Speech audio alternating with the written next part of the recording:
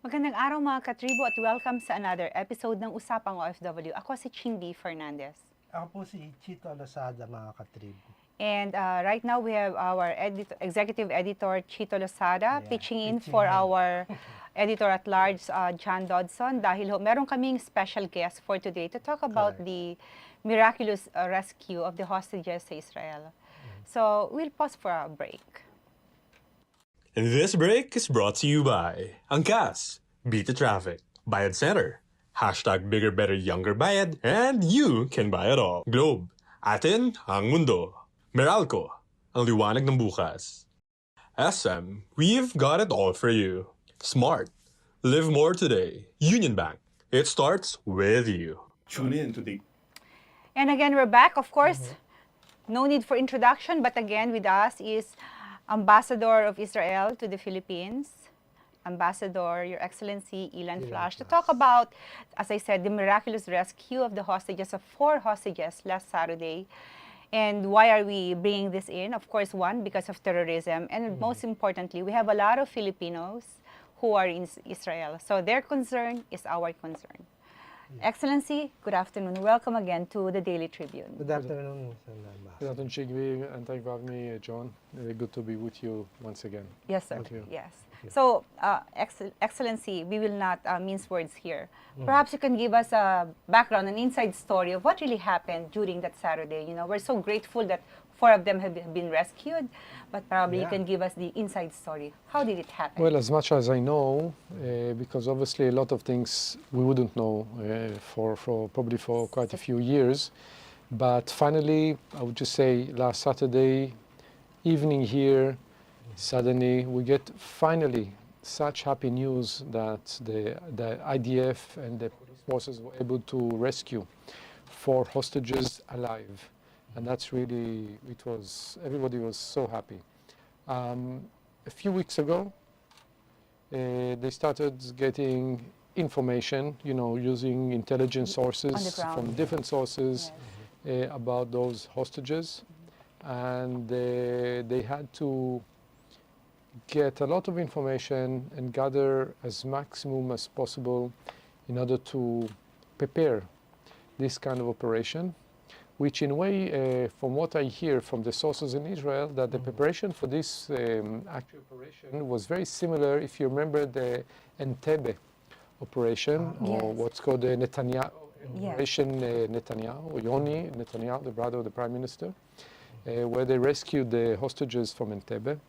They prepared models with the homes, with the streets, because it was a very complicated operation, because it seems that out of the 4, the 3 men were held in one apartment, and a few hundred meters away, Noah Argamani, the woman, was held separately.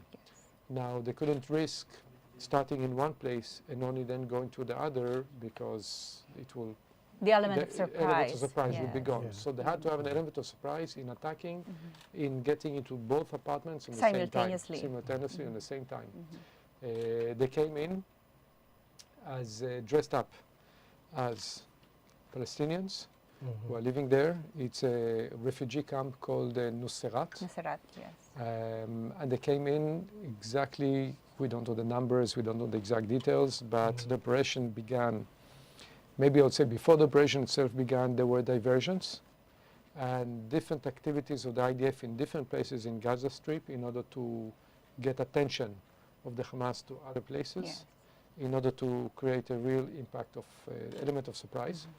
They came in as Palestinians, from what we hear, in 2 different trucks, vehicles, and then one group, of course, one troop went to Noah Argamani, which she was in an apartment, held alone in an apartment on the 1st floor.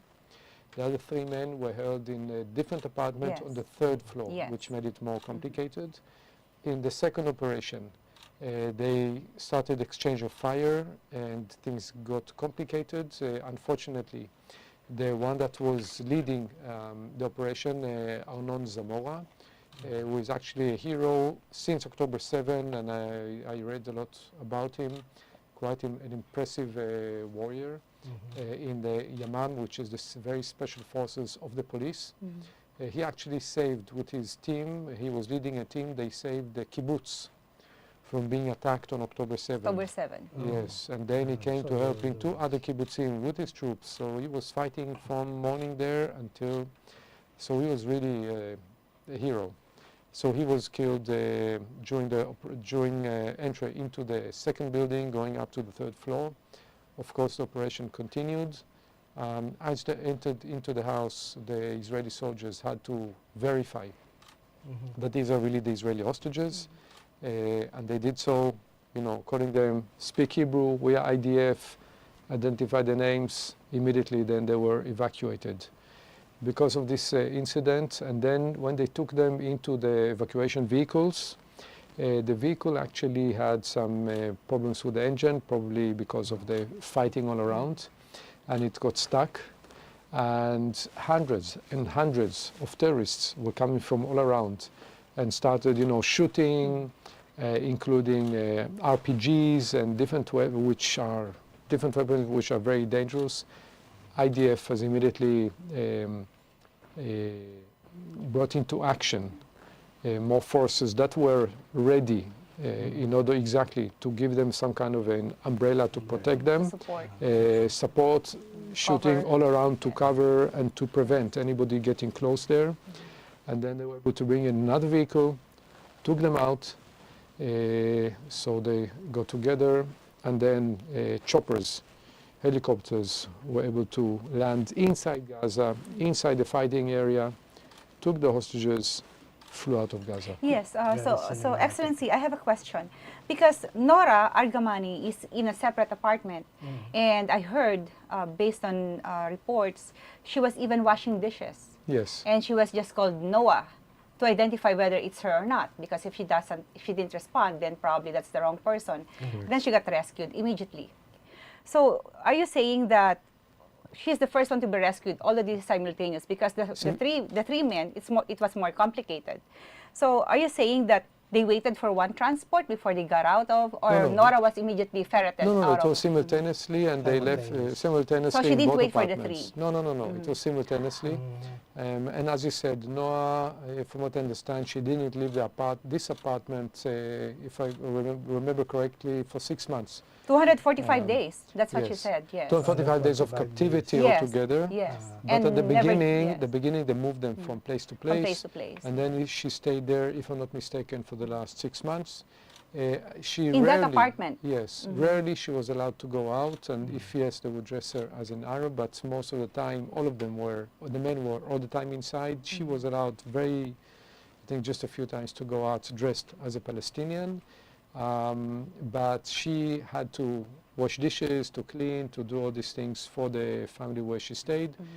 A certain time she was with another hostage that was released last November. And then From the negotiation. From the negotiations, from the first batch Yes. that was released. And So then- why is it that Noah was not included in the negotiated release? If she was That's- staying She with was not her. the release then ended because the Hamas stopped Refused the to, process yes. and refused to continue, unfortunately. So we had 120, and we would be happy to release all of them in that first exchange. But of course, Hamas did not participate in this approach, and the negotiations then ended. We know that they were abused, that they were tortured in different ways. Food, sometimes there was not enough food. We know that sort of nutrition-wise, of course, they lost a lot of the They were muscle starved. mass Yes. and things like that. So all of them, of course, were taken first of all to hospital in order to go through an evaluation of the medical conditions, psychologically and physically. They say that this trauma of being, held in captivity for such a long time and with these conditions that were living there is something that will take them a long time. Inhumane condition. Totally inhumane. I mean, to be held as a hostage It's in already, a hostile environment, being treated, being tortured in such a way, That's a trauma for life. And of course, the Israeli authorities would do the utmost in order to support. So there are a lot of human, it's really a lot of stories. Noah Gamani, for an example, her mother has brain cancer, stage 4, and she was really calling the Hamas to release her daughter, that she can at least say goodbye to her. Now that Noah is back, she met her mother, but her mother is not responding anymore, unfortunately. Almog Meir Jan is a young guy, 21 years old. His father passed away just a few hours before he was released. Before he was released, Rescued, actually. Yeah, yes. Just a few hours before he was rescued, he passed away. So a lot of difficult stories. Of course, they had no idea what is happening in Israel. They would hear now and then from the other room, they would hear bits and pieces of information from Al Jazeera, which they have the TV there. But they really didn't know what's happening, and they really were hoping that they would be released. Excellency, okay, let's go to the rescue of the 3, because this is what Al Jazeera and other, other media outlets are trying to harp, even CNN, that there was heavy bombardment for the rescue of the 3. And a lot of civilians, Palestinians, were killed because of this. So they are again pointing at Israel for killing the civilians. So can you explain the circumstances why you had to do this bombardment to be able to rescue the hostages? So it's absolutely, ridiculous. Hamas is using human shield. Hamas is using civilian areas, is putting the hostages in civilian homes. Yeah. Now, what do they expect? What do they expect? Holding those hostages is a war crime. And the IDF and any other military and any other country would do everything to release those hostages and to bring them back home. This is the responsibility of the Israeli government to its citizens. Now, but let me go beyond that. Actually, we even did this special operation that we do, where we give warning to civilians before we attack an area. And we did it also in this case now, calling civilians to evacuate. And we see the footage. You see the footage from these streets. You see civilians carrying firearms, carrying weapons.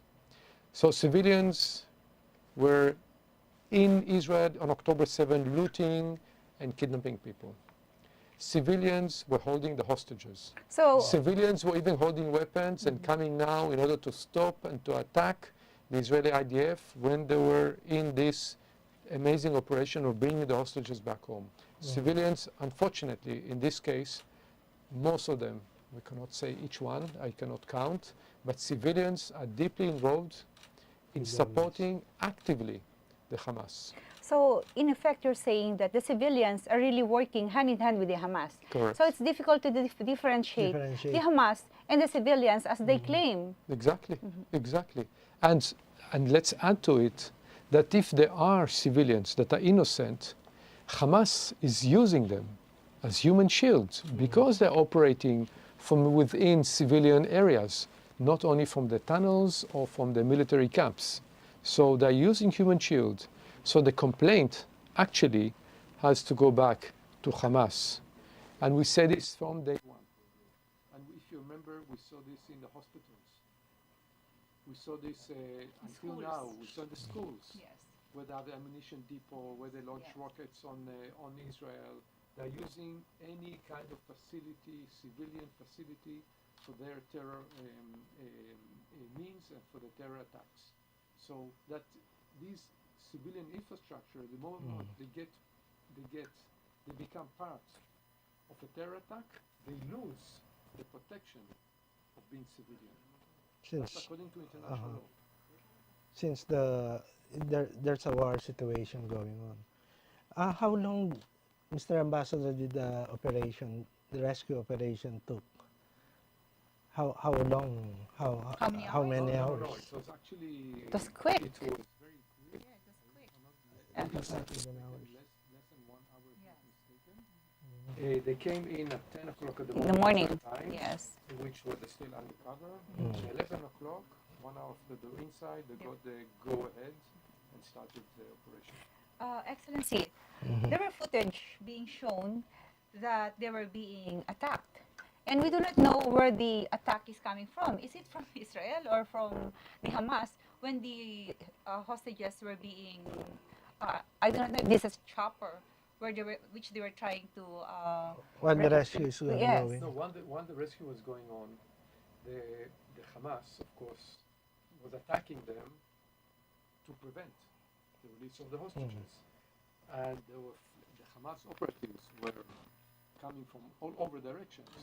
That is already outside of the apartment. That's already outside. Yes, the but there is a footage being shown, caught by a body cam, Yes. where two of the hostages were holding each other, Correct. and they were hear the being. explosives Yes, outside. yes. So We don't know what is this explosive because by then they were already knew that they That- entered because by then the element of other- surprise was was gone. gone already because Because they of were Noah. shooting. Because not because of Noah, because they were able to shoot. At the When they entered the apartment. At Arnon Zamora, the one who was leading, the soldier who was leading Yes, the forces. the operation. Yeah, was already shot by because there was a Hamas operative in the apartment who was They he compromised. realized they are he shot. And then there was an that's how they exchange discovered. of fire, and this is why they were identified, discovered, and then as they were trying to rescue, going out into the vehicle, then the fire was coming from all over. Okay. So, Excellency, I have a I question. guess Yes, we we pause have for a to break, pause but for a break. And this break is brought to you by Angkas, Beat the Traffic, Bayad Center, Hashtag Bigger Better Younger Bayad, and you can buy it all. Globe, atin ang mundo. Meralco, ang liwanag ng bukas. SM, we've got it all for you. Smart, live more today. Union Bank, it starts with you. Tune in to Daily Tribune's show aimed at addressing the needs and problems of our OFWs from different corners of the globe. Hear about their plights and success stories every Tuesday and Thursday, 3 p.m. only on Daily Tribune's Facebook page and Tribune Now on YouTube.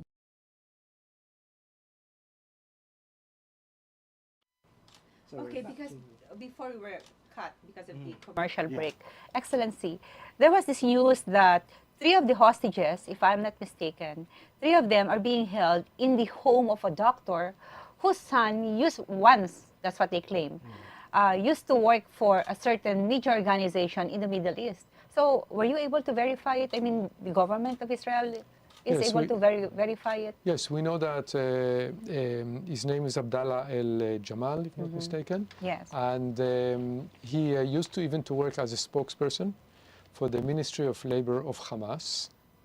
And he also was involved in operating some kind of a news outlet. And so he was certainly known as a journalist. So here you have a journalist who is holding those Hostages. hostages, and together with him, his father A was a doctor, doctor. at that, yes. Okay? Yes. So how can you say, there's so much about Israel not distinguishing between civilians. Civilian and the Hamas. And we are claiming all the time that those civilians are not innocent, but more than that, we have evidence of quite a few journalists who have been working for Hamas, the doctors who have been working for Hamas.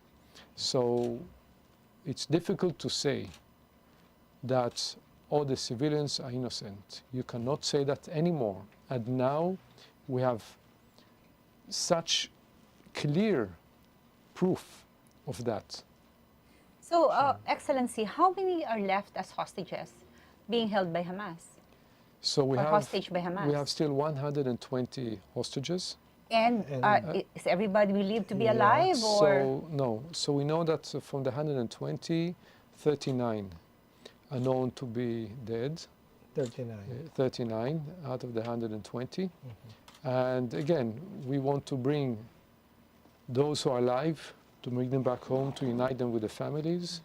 And of course, those who are dead, to bring them at least to be buried properly in their hometowns, in home cities. Excellency, Are you able to confirm that these 39 are really gone during captivity? How? I mean, it's so hard to The Hamas also took... confirm it. The Hamas... No, Hamas is not confirmed. Hamas is not confirming Anything. anything, and they're not giving out any information. This is information which is gathered by Israel. We have a special unit which is using intelligence, doctors. We gather evidence from October 7, from the attack itself, the footage, interrogation of terrorists that have been arrested, hearing from hostages that have been released. So different sources of information that can lead at the end of the day to a clear decision. That. Yes, that a person is not alive anymore. It is actually in Jewish tradition, this is a very meaningful declaration that somebody is dead, and we don't do it, it's not something that we do easily. So it means that they gathered enough reliable information in order to declare a person dead. So are the families of these 39 being Yes. informed about it? Yes, yes. The moment that there is an identity, a person who has been identified as dead, the family would be informed. So about we 80 know specific families. Not all families of 39 have been informed because not all of them we know the identity. So that's a challenge. So, okay, you have identified the 39. Yes. Not all of the families have been informed because you cannot identify their families. So, how about the rest of the hostages? What are the chances of them being rescued? So first of all, we don't know if they are alive or dead because we just don't have the evidence that they are dead. So assume they are alive. We have to remember that there are two infants. One of them was kidnapped when he was 9 months old, and now he's already 8 months later, and the other one was 4 years old. So we have two infants. We have 11 women there.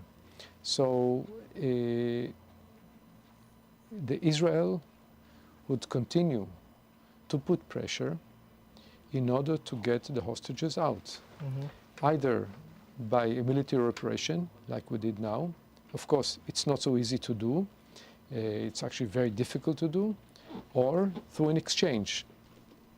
There are now negotiations for an exchange, which just a few hours ago, They rejected. Hamas has rejected. Yes, they And rejected they added all kinds of Conditions. old conditions, Yes. which are old conditions of Hamas, which are not accepted by What are nobody. these conditions that are very... They are. It's about the number of prisoners, because here we're The ratio, asking- the ratio. the ratio, and we have to remember, they're releasing hostages. We're releasing Terrorists. Terrorists. Yeah, that's the.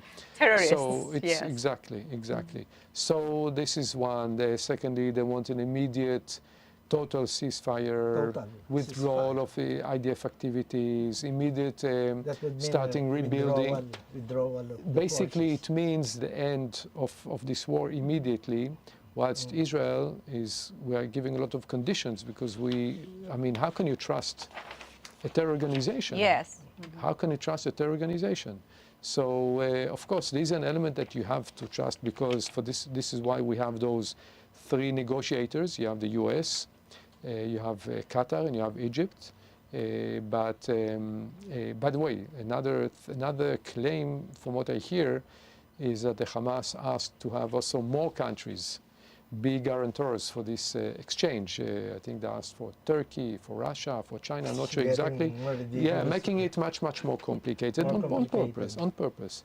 So basically, you can say that Hamas has rejected, which means that the Israeli pressure, will continue. Unfortunately, we are dealing with an organization with an agenda which is not an agenda of a respected political entity or a government. Exactly, Excellency. So, if I may, you are negotiating with a terrorist.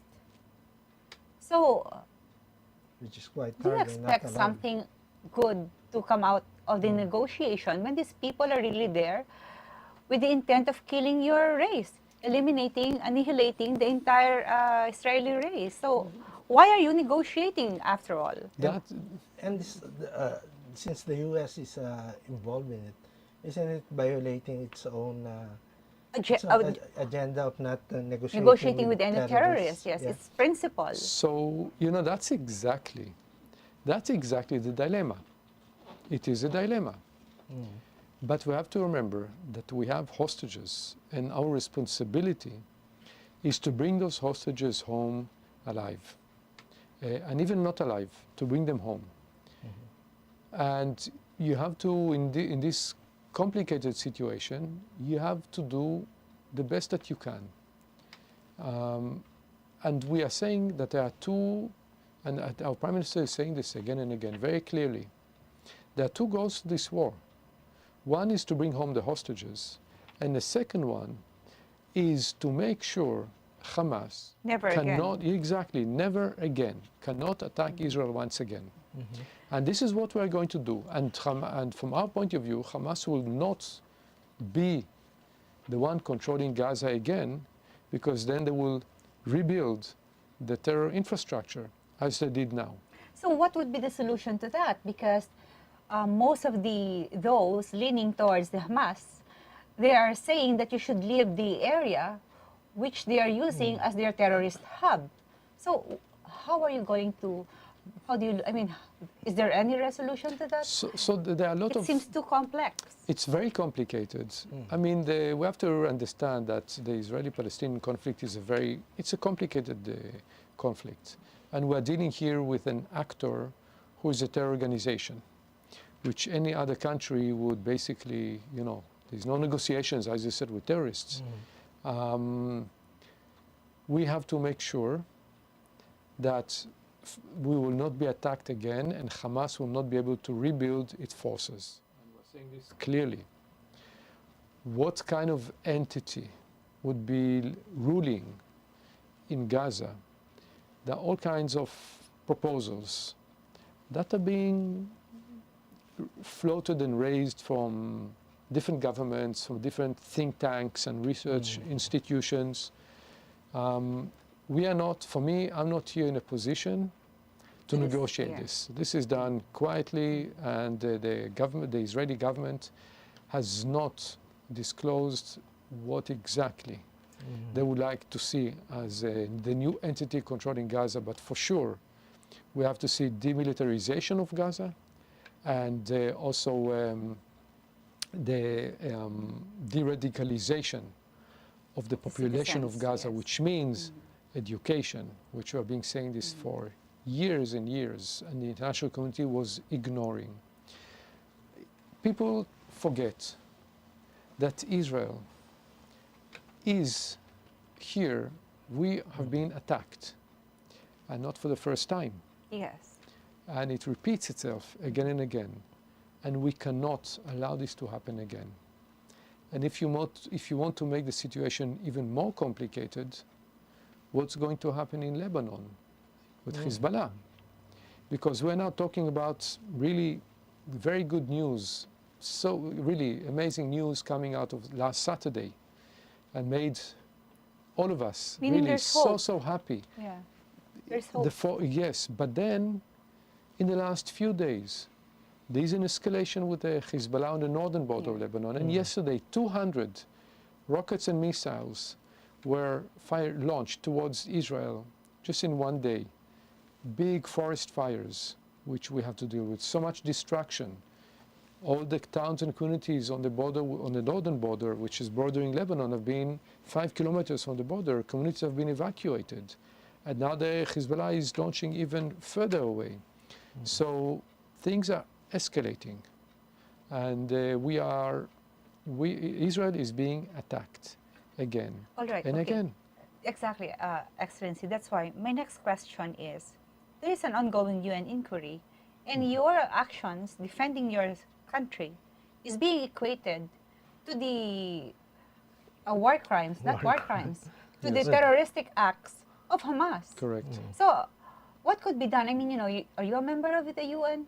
You are, right? Exactly. So, how could they equate during the inquiry the right of the state to defend itself against terrorists?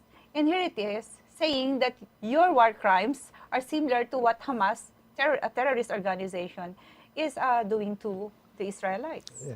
There was a report that came yesterday from an inquiry committee of the UN Human Rights Council, which made us even look worse in the report than the Hamas. The UN is not new for us. UN is controlled by an automatic majority which supports the Palestinians, supports the Arabs, with any anti-Israeli initiative would pass through. So, have okay, the let's, numbers. let's take it from So- there. Let's so- take it from there, so- Excellency. So are you saying that, It's not credible. The report is not credible. yeah, The three authors of the report, which came out yesterday, in the midst of a Jewish holiday, they didn't even wait to give us time to respond. Yesterday was a Jewish holiday. They came out with a report yesterday. The three authors of this report are known to be anti-Semitic. They promote what we call the BDS, which is the movement BDS. which calls for divestment, for boycotting, boycotting and divestment of Israel. Israel. And they are known to be that, the three authors of this report. Now, would you give a racist person to write a report about racism in his own country? This is exactly what the UN is doing, and not for the first time. Unfortunately, it is in the UN, but you're seeing in other countries. The approach towards Israel is anti-Semitic, is biased, and is not really looking on the reality on the ground. okay, Excellency, I know you're from the diplomatic community, but I want to ask this. So do you think the UN is relevant? For Israel, the UN is irrelevant. There. The UN declarations and the UN outcomes for Israel are irrelevant. It is important to say, Security Council is important.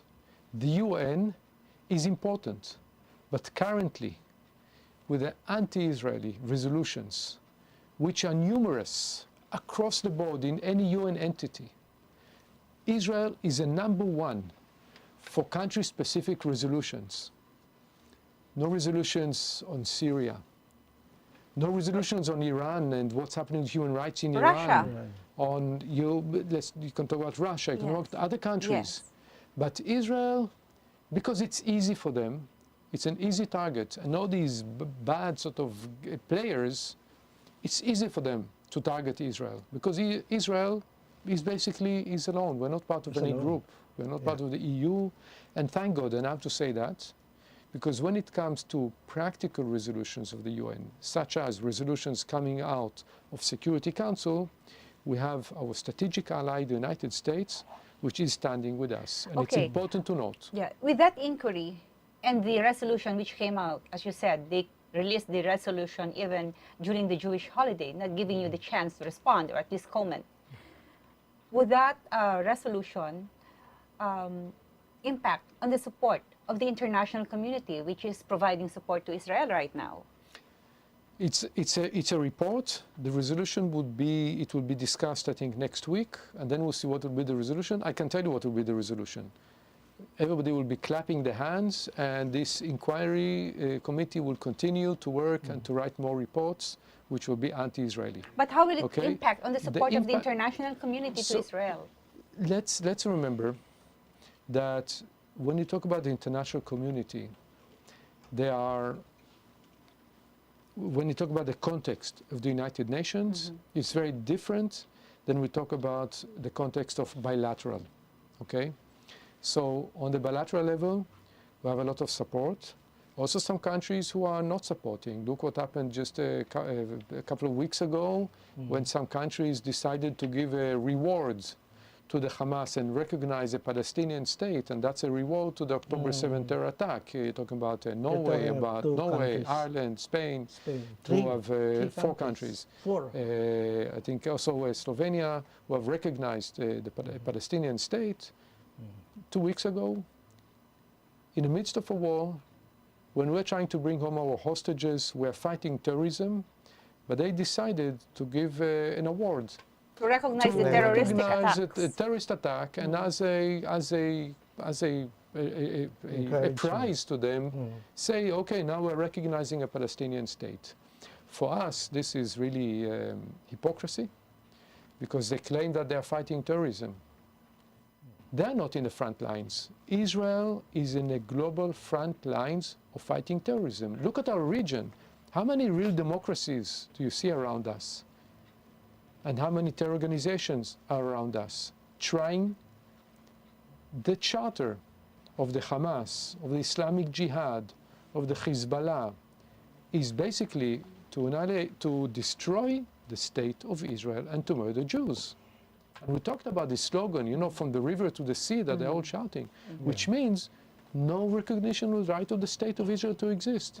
And they get as a reward, they get a recognition for Palestinian states. So the world is cynical. There are countries who ignore the reality. Israel, since 1948, has been defending itself. Okay, More than so 20,000 terror attacks against Israel that's a lot. since then. Quite So a will it lot. affect or impact on the relations of Israel to these 4 countries? Yes. Spain, Slovenia, Norway, and what's the other one? Croatia. Ireland. Ireland. Ireland. Okay. Ireland. So Uh, how will it change the landscape of the The- relations? The relations would be losing, I would say, the warmth, if there was any warmth. Okay, when you think of Norway, where you had the Oslo process, and it's a country which claims to promote peace. Yes. Yeah. From the Israeli point of view, there will be no trust now. So they lose politically from the Israeli point of view. There will not be a reliable partner. So for will you Israel. sever diplomatic ties with this country? No. At least suspend? No. Not at this stage. The relations are more strained. There's less trust. But it's not that we are cutting the diplomatic ties with them, no. All right. With this ongoing attack, and you trying to By the eliminate way, I'm sorry, we did call the ambassadors of the 4 countries of the 4 countries to the Ministry of Foreign Affairs to explain? to tell them off on this decision. Yes. And we showed them some of the footage which came from Gaza, including the footage which we released just 2.5 weeks ago, when there were 5, we released footage which was not released until I now, think- since October 7, of think 5 I women, saw that. women soldiers who were captured. Were captured. And the first few hours, this was footage of the terrorists themselves. We edited it, and the families gave permission To and re- you see, to release it to the public. Because most of the footage that we released, we had to make sure that the families approve, because it's very hard to watch. And just a day or 2 before they declared their recognition in Of the the Palestinian Palestinian state, state, this footage came out. And you see how these 5 women soldiers were treated, Correct, and yes. talking them as sex slaves, and the other dead Israeli soldiers lying next to them, and the way they were treated, and you see the trauma. And they took them into Gaza. Nobody knows now Where they their are. fate. No. Yeah.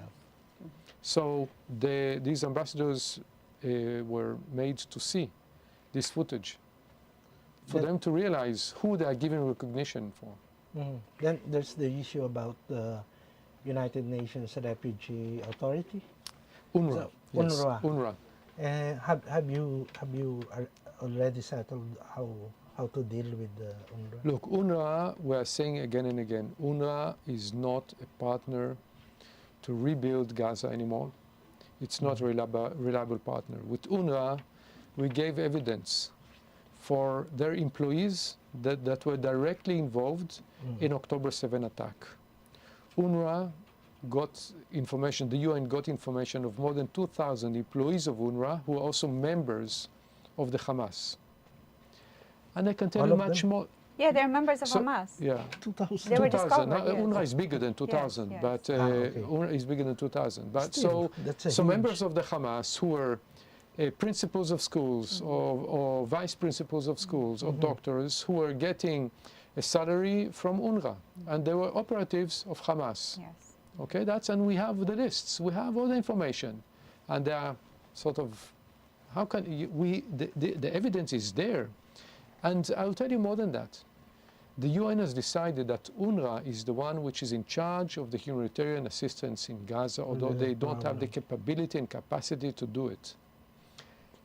And you hear that they claim that we're not allowing enough humanitarian assistance to come into Gaza. And you see the numbers of trucks that are coming in. And I'll tell you, just will show you the weakness of this organization and the ridiculous way that they operate. They count the number of trucks coming in through the crossings. Only a representative of UNRWA is allowed to count the trucks. Now, what happens if this person goes to have a break? Yes, so the other trucks, yes. Yes. And this is why, actually, the truth is that there are hundreds more trucks, there are thousands more trucks that came in. But UNRWA was not there to count. just to count and to write it manually. This is just one example Of how incompetent. of how, And inaccurate their data is. We'll pause for a break. And this break is brought to you by Angkas, Beat the Traffic, Bayad Center, hashtag Bigger Better Younger Bayad, and you can buy it all. Globe, atin ang mundo. Meralco, ang liwanag ng bukas. SM, we've got it all for you. Smart, live more today. Union Bank, it starts with you. Tune in to Daily Tribune's show aimed at addressing the needs and problems of our OFWs from different corners of the globe. Hear about their plights and success stories every Tuesday and Thursday, 3 p.m. only on Daily Tribune's Facebook page and Tribune Now on YouTube. Straight Talk dives deep into present issues of leadership, politics, business, and more. Engage in insightful conversations with industry shakers, government leaders, and trailblazers every Wednesday at 10 a.m. only here on Daily Tribune's Facebook page and Tribune Now in YouTube. Okay, Excellency, we're talking about UNRWA. UNRWA, Yes, yeah. yes. So maybe I'll just add one more thing, which also it happened about, I think, 3 weeks ago. Early May, early May. May 6, between May 6 and May 8, we saw the figures that the United Nations was reporting to the figures coming from UNRWA on the number of civilian casualties. From May 6 to May 8, suddenly the number of women and the number of children was actually cut into half. Okay? What happened? We all the time claimed that the figures that they're reporting are figures that are coming from the Ministry of Health of Gaza. We're bloated. Who is the Ministry of Health of Gaza? It's Hamas. They were bloated, exactly. Hamas, yes. They were just giving numbers. Yes. Within one day, from I think 7,500 or something women, suddenly became 3,500. Not exactly, not exact, but this is the. What happened within one day? Yes, What happened? yes. What happened? Because the UN is using information which is not accurate. The UN is not functioning in a proper way in Gaza in handling the humanitarian crisis. Is not allocating the right resource, the right people to do it. Usually in a humanitarian crisis, the World Food Program would take control because they have the logistics and the experience, not the case of Gaza. It stays with UNRWA for political reasons. So the whole situation there, the way it's managed by the UN, and the way the UN is treated, and that's on the operational level, which is also politicized, but also the way the UN is treating the issue on the political level is, of course, extremely, extremely negative and anti-Israeli in its approach, and does not contribute to the end of this war. And finally, even the Secretary General does not respond to accurate information, never responded when the information on the violence against Israeli women, the sexual violence against Israeli women came out with all the evidence. He didn't even condemn it, mention it, acknowledge it. Yes, that's true. So, Excellency, the ones we're discussing right now, these are symptoms of what's really going on decades, years, centuries back. So the UN is there, which is supposed to police the member nations. So while you are trying to do a surgical solution on annihilating the terrorists your neighbor terrorists. Is there any discussion among the member nations of the UN on how to also go after that surgical solution to make sure that this is not a biased organization which is serving the interests of those who are a majority who do not really look at whether this is right or wrong? Right, right. I think this is a question you have to ask the other countries, the members of the United Nations, because for Israel, absolutely, the answer is yes. It's about time for the UN to look, to have a soul search, and to change its approach. But this is not happening due to politics. You have to understand that the way the UN works, it works in groupings, in groups. The Palestinians are part of the Arab group of countries. By the way, you know that the UN passed a resolution in upgrading the status of the Palestinians or within the UN. It's not full membership, but a couple of months ago, the UN decided to upgrade again, giving him another reward. So the Palestinians are part of the Arab group of countries. The Arab group of countries are part of the non-aligned movement. Non-aligned movement is more than 120 plus countries. And they support each other in different issues. So, and then you have some European countries which are also, the way they behave in the UN, for us, it's something we do not understand. But this is the way that we vote. They come from certain ideologies. And we hope that these countries would realize and would look into this anti-Israeli and this bias against Israel and will do something about it. We call it, and I was serving at the Israeli mission to the United Nations in New York for 3 years. And you could feel the bias against Israel. Being an Israeli working in the UN, you could feel the bias against Israel. So we were trying to engage and to create a different agenda with the UN. We tried to create an agenda where Israel and the UN should have responded to it.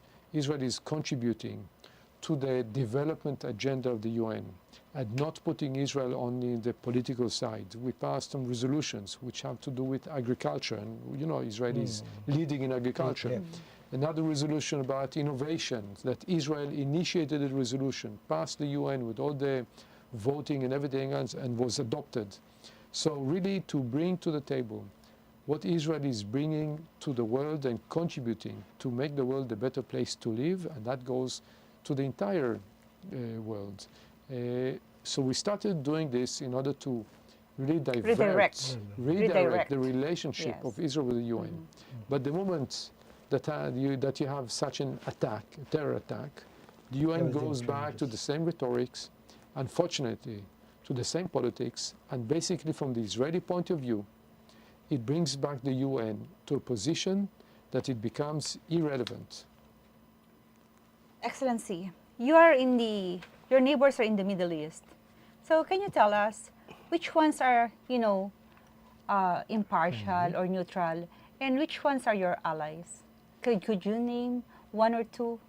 Well, we have to remember that Israel has peace relations with Egypt, with Jordan, okay, and of course, since the Abraham Accords, we have peace, full diplomatic relations with the United Arab Emirates, with Bahrain, with Morocco, and we are... Saudi Arabia? Saudi Arabia, I was just going to say that we are, with the help of the US, we are engaging, and there are a lot of efforts to normalize the relations. But the Saudis are saying, of course, that this will happen together simultaneously with bringing a solution to the Palestinian issue. But on the other hand, you have Iran, which is sponsoring terrorism, which is sponsoring the Hamas, the Islamic Jihad, the Hezbollah, Shia military organizations, terrorists in Syria, in Iraq.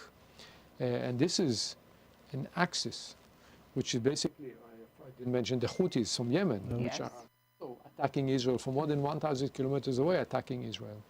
So we are surrounded by, unfortunately, countries and movements that are freely operating and with one goal. That goes to my next question. If these countries can do this to you, can you? I mean, they're attacking you out of nowhere. You're doing nothing. You're killing. An eye for an yes. eye. So on a defensive position, why don't you go for a? Just asking. This is a crazy question. On a instead of a defensive, why don't you go for the offensive instead of just waiting to be attacked and then respond? It's very difficult to launch a war. We have to understand also But you are at war already. But yeah, we are at war, but the war was forced upon us. Exactly. On So October right 7. now you're in a defensive position only. Well, the war now is in Gaza, not in Israel anymore. Of course, they are trying, but we'll make sure. Look, Hezbollah launched several rockets after the 200, rescue. No, Exactly. no, see, So 200. you are. Just yesterday, 200 every day. And the Iranians are attacking your ships or any name attached with Israel there. These are So the Houthis. that's another. The Houthis also. Well, let's remember that I think it was 2.5 months ago that the Iranian launched 300 ballistic, so it was together ballistic missiles, cruise missiles, and drones against Israel. 300. But all of these 99% were, intercepted. So 99% were intercepted, and there was no real damage to Israel.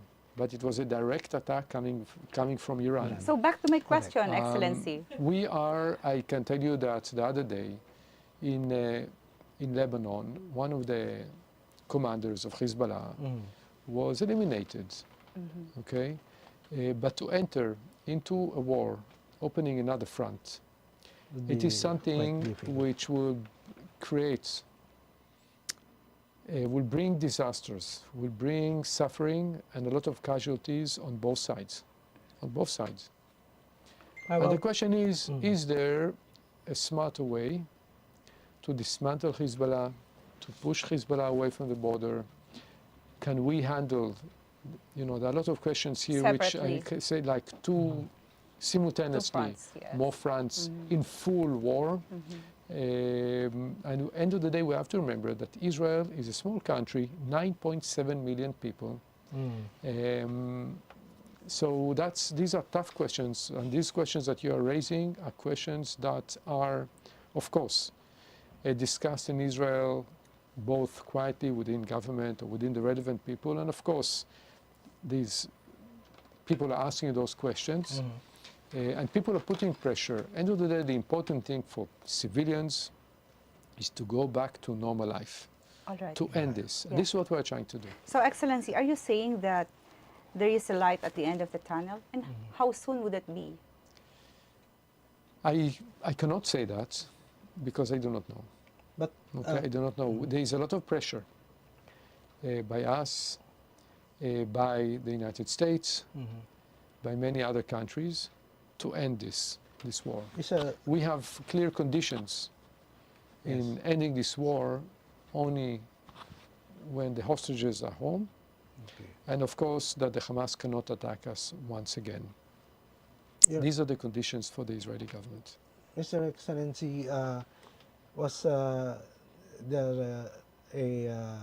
there put in the table a suggestion for a peacekeeping force, either from the UN or any other nations? So there are different, again, there are different proposals being discussed. And the Americans talked some time ago, President Biden talked about a reformed Palestinian Authority. They're talking about possible Arab forces that will be inside. They're talking about forces that will come from other countries that are neutral to the conflict. So there's a lot of different discussions, but at least on the formal positions of the Israeli government and internal discussions that are open, there's no discussion on what kind of formula exactly would be in Gaza in order to allow the situation to stabilize. What we are saying very clearly is that Israel does not want to stay in Gaza. As you know, before October 7, Gaza was not an occupied territory, There was no IDF, no Israelis in Gaza, according to the international border, and Israel is not planning to take Gaza over.